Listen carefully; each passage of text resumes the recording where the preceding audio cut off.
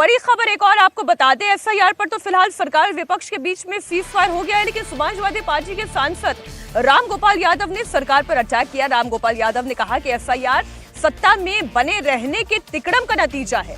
रामगोपाल यादव ने कहा कि तिकड़म से सत्ता में आए तो नेपाल बांग्लादेश में क्या हुआ इसे याद रखना चाहिए। एसआईआर एक की आवश्यकता कोई थी नहीं। सन 52 से चुनाव चल रहे थे। हर बार चुनाव से पहले मतदाताओं के नाम पढ़ाए जाते थे, मृत मतदाताओं के नाम काटे जाते थे और किसी को कोई दिक्कत नहीं होती थी। जिसका नाम कटता था सूची जोड़ी जाती थी, जिसका नाम संशोधित होता था उसकी सूची जोड़ी जाती थी और जिसका नाम बढ़ता था उसकी सूची जोड़ी जाती थी।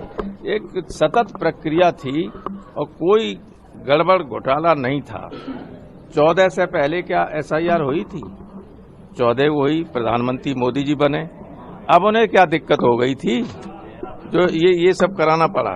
ये सब तिकड़े में चल रहे हैं सत्ता में बने रहने के लिए।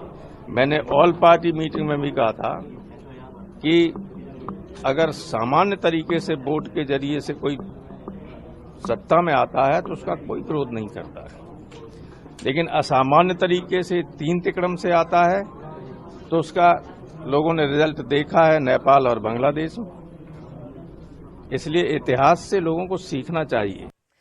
आपने रामगोपाल यादव को सुन लिया।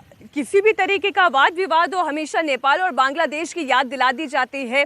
इस पर केंद्रीय मंत्री गिरिराज सिंह ने पलटवार किया कि सरकार तो शुरू से ही एसआईआर के मुद्दे पर चर्चा करने के लिए तैयार थी, लेकिन ये विपक्ष है कि जो लगातार अवरोध पैदा कर रहा था।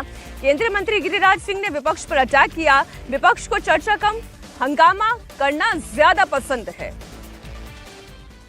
हम लोग तो चाह ही रहे थे, कभी नहीं कहा कि हम चर्चा नहीं की।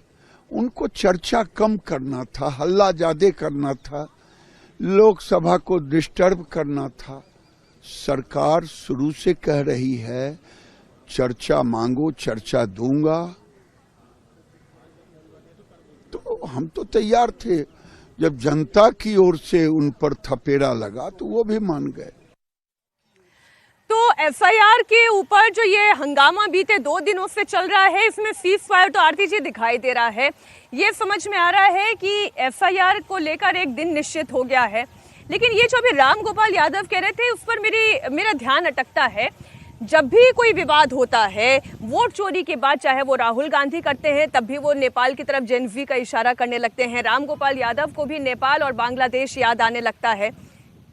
देखिए मीनाक्षी, पहले तो ये कि दोनों पक्षों की सहमति से एसआईआर पे डिबेट होगा पार्लियामेंट में, ये एक वेलकम मूव है। मुझे लगता है कि समझदारी और मैच्योरिटी दिखाई है सरकार ने भी और ऑपोजिशन ने भी, क्योंकि जिस तरह का हंगामा, जिस तरह का डिस्टर्बेंस, बिल्कुल पैरालाइज करना पार्लियामेंट को, वो गलत हो रहा था। और मैंने पहले भी कहा है कि वो देश हित में नहीं है।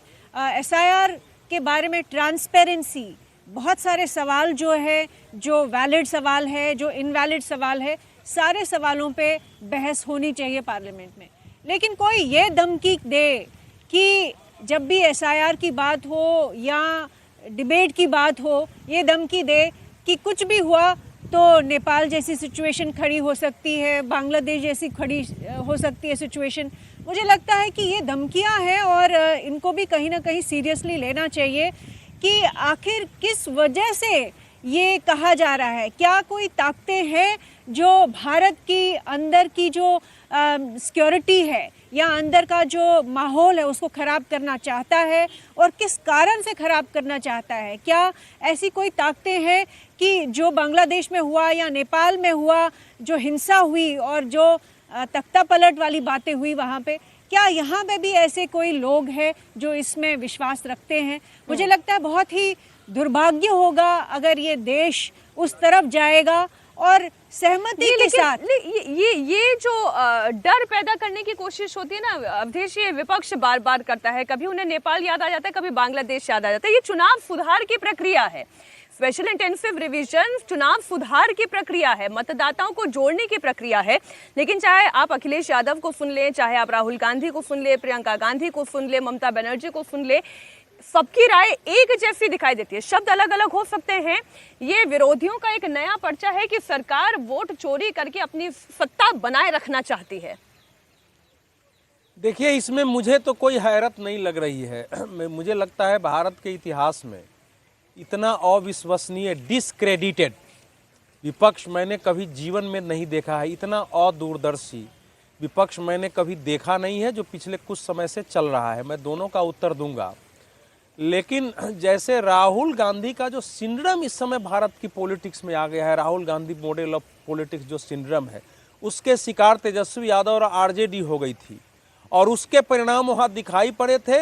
यद्यपि वहाँ बीजेपी जेडीयू की विजय होनी थी, लेकिन एसआईआर के मुद्दे पर जो कुछ राहुल गांधी जी की यात्रा हुई, जो कुछ कहा गया, उससे लोगों के अंदर गुस्सा था कि हमारा वोट कटा नहीं है, आराम से आके लोगों ने फॉर्म भराए हैं, कोई हमको समस्या हुई नहीं है।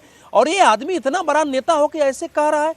क्या 2027 के चुनाव में अखिलेश जी और राम गोपाल जी वही दोहराना चाहते हैं उत्तर प्रदेश में?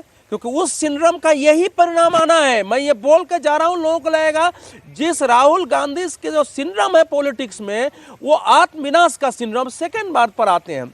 देखिए, अगर चुनाव में वोटर मतदाता सूची का संशोधन हो रहा है कि लोग आए भरे थे, इस पर संसद में बहस की कोई आवश्यकता नहीं थी। यह सामान्य एक प्रक्रिया थी, होनी चाहिए। लेकिन चूंकि विपक्ष के पास मुद्दे नहीं है, आप जनता के बीच जा नहीं पा रहे हैं, और आपको मालूम है, अब धीरे धीरे पता भी चला है कि अवैध वोटरों के कारण भी हमको काफी सारे वोट मिल रहे थे, और आपको इस देश में एक मुस्लिम फंडामेंटलिज्म के प्रति जो तुष्टिकरण है, आम मुसलमान की बात नहीं कर रहा हूं, जो एक कट्टर मुस्लिम पंथी समुदाय देश में खड़ा हो गया है ऊपर से नीचे तक, जिसको भारत में केवल अन्याय दिखता है, उस भाव से जो लोग पॉलिटिक्स कर रहे हैं, उनको लग रहा है कि ये समस्या उनके लिए पैदा होगी।